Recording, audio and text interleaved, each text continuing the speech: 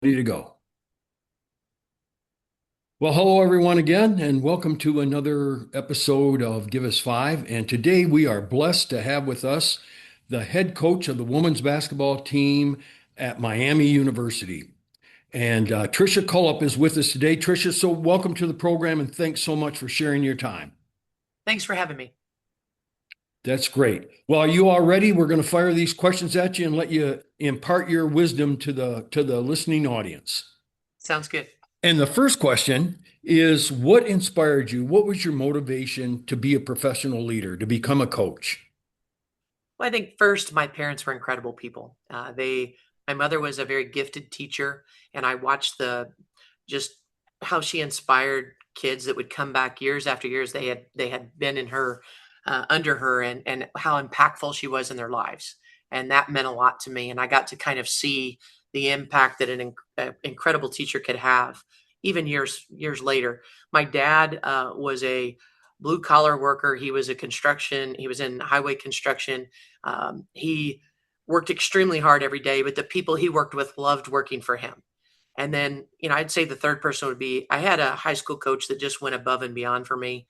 He would meet me at 6 o'clock in the morning at the gym and put in extra time with me. And at times I didn't have confidence. He had it for me, and I want to pay forward all the things that the three of them did for me in my career early that made me believe that I could help people. But I want other kids to feel what I felt when I was with them. Wow, that's great. That's super.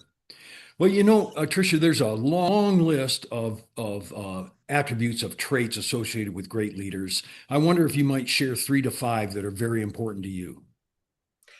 Number one for me is strong communicator. I was a communication major. I think that you could be the smartest person in the room, but if you can't deliver the message that the listener hears and can then act on, it's very difficult to be a great leader. Number two would be integrity and character. I think it's hard to be believed if you're not who you say you are and you don't stand for the right things. Number three, resilience.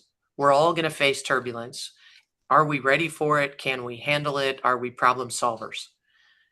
Four, for me, would be gratitude. I think every one of us, we've got a pretty good situation, and we need to every day check ourselves at the door and be grateful for the opportunity to do what we do. Uh, and then five for me is emotionally intelligent. I think that reading the room, knowing when to deliver a message, knowing when to lead and when to listen is very important because timing is everything, and how you deliver a message. And do you talk to your supervisor? Do you talk to people beside you? How do you get the message across, and how do you go about your daily work is a lot of, do you understand how things work, and can you do it in a professional way? That's great. Thank you. Well, you've clearly enjoyed quite a bit of success in your short career, and hopefully it's a very long career. But I wonder if, as you think back, can you think of an experience, a crucible, an event, something that just it was kind of like your aha moment, if you will? Mhm. I had my first head coaching opportunity when I turned 29, which is very young. I was named the head coach at the University of Evansville. I am so grateful that I had that opportunity. But I will tell you this, my first year in coaching, I think everything that could go wrong went wrong. And so my confidence was tested, and my belief in was I cut out for this. Everything from the bus breaking down on trips to my best player tearing her ACL to finding out that our budget at the time was one of the lowest in the league. And so our resource level, I remember when I would go recruiting, I stayed with every relative I had, and some that weren't relatives that became relatives because I had to stretch my budget. There were so many things that I felt like didn't come easy that I had to learn and I had to find help for because it was very difficult. And I reached out to a friend of mine, and I was continually updating him with issues. He lived in Philadelphia, and I remember a conversation he and I had, and I said, the latest debacle I was going through. And he said, Trisha, I'm going to send you an article and I want you to read it. I want you to know when I send it to you, I'm sending it to you with love. And when you read it, I want you to tell me which one you are. And I thought this is going to be fun, right? So he sent me an article about energy vampires. And it was an article by Dr. Judy Orloff. I'll never forget it. And was I a Debbie Downer? There was so many different types of energy vampires, and I read it, and at first your first emotion is you're a little bit upset, like I'm going through stuff, and now my friend is going to tell me this. But then I had to take stock in. He was right. I had a great opportunity to be there. It was a great institution. It still is, and I needed to make the most of it. I needed to be creative. I thought about conversations that I had had with people. Was I being positive? Was I picking the team, the members, to be people that I thought could resonate my goals and do the things that we thought we could accomplish together? Were they great teammates? Were they great leaders? Were they talented enough? I had to really do some deep soul searching. And what I will say is it took a long time, but by my last year there, we split a conference regular season title for the first time in the history of the program. We were busing places that other people were chartering planes into. Oh my And God. so we would be driving back to Evansville, and teams in the league, their charter plane would be sitting at our airport when we drove by. They had beat us home to play us. But the thing that hit me was stop making excuses and try to find a way to solve this problem, and that has stuck with me my entire life. That's a wonderful story. That's great. What do you look for in terms of qualities of a leader? I think number one, just being genuine, being someone that has strong character and values. I think for me that's number one. Um, Number two, and I stated it earlier, but traits is just being resilient. I think you have to be a tough cookie. If you can't get through the smallest of obstacles, you'll never face the bigger ones. Problem solvers. Like, anyone can point out problems, but can you fix them?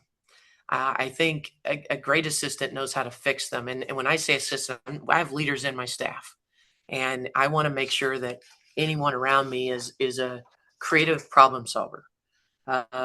Again, I'm going to repeat some of the same things from earlier, but strong communicator. Can you deliver messages at the right time to the right people, the right way that resonates? Truth tellers, people that don't tell you what you want to hear, but they say the truth, but they also say it in a way you want to hear it so that you'll fix it. Just like my friend. I didn't want to hear it, but he was brave enough to tell me. Hard workers. I don't think you can ask others to work if you don't. Rolling up your sleeves and being willing to lead the way, not just follow from behind. And then, people that know their craft, people that study, that they're getting out of their comfort zone. They're continually, if college coaches didn't continually learn in the landscape that we're in with rev share, with NIL, we've all had to learn without any training how to be a GM. This is a great example of that. Now we're basketball coaches and a bunch of hats underneath that, but now also add GM, and then also managing people that may transfer every year because the transfer portal in the current state. So I think being able to handle that. Loyalty. I want people around me that even when things are tough, when I leave the room, the dialogue doesn't change. And they're also respectful to the people that are on my team, that we keep things in the house that need to be in house, and that we are very positive about each other. And that goes to my next one, which is being a great teammate. I think even leaders have to be great teammates. I hope I am to the other coaches on our campus. I try to go and support them too. We're all going through things, and we have to be there for each other. We have to cheer each other on. Our football team had an incredible year. They were the national runner-up. I am so happy for them. I don't want to be that coach that, even though I'd love to do that, I don't want to be the envious person that is not happy for. I'm genuinely happy that Mario Cristobal had an incredible year. I want energy givers instead of energy vampires. As I said before, I learned that one as the head coach at the University of Evansville. I want competitive people, people that aren't okay just being average. If you want to win, you've got to want to get ahead of everyone else, but do it the right way. I want dependable people, and I want responsible people who will take accountability for their actions. You can mess up, but own it, and then let's get better from it. Indeed. Those are great. Well, finally, let me just ask you, and you may repeat yourself again, which is perfectly all right, but what would you share your five personal values, those values that you hold dear to yourself? Yeah, I think number one's faith, and that's a religious belief, but also faith in others and in yourself. I think you have to possess that. Uh, Two, I would still go back to integrity and character. I hope at the end of my career, when people say my name, that it's not just about basketball, that it's that I stood for the right things, that I was, a great teammate in my league to the other coaches across the nation, that I did things the right way, whether I won or lost. And I think that does mean something. Three, growth. I want to get better every day. I don't want to stay the same. And I hope I inspire players to do the same. Loyalty. I want it and I want to give it. I don't think that I'm effective as a person in my personal relationships or my public and work relationships unless I give it. And then five, connection. I want people, I want my players that played for me, which ironically today I have a player who played for me about 20 years ago on my campus. I want connection with them, that they know it wasn't just about the job, that I truly want their best well being for their future. I want to help them no matter what stage I am in my career until my last breath. It's not just about the 4 or 5 years that they play basketball for me. It's about I tell them they're part of my chosen family, not my blood family, and we're gonna work and operate like a family. And I hope that all the players that played for me and my assistants who work for me feel that. Well, thank you so much. Tricia, it's been wonderful to have you on here. I know the listening audience is going to be very impressed with your wisdom and your great words. And we thank you so much for taking the time to join us. Thank you.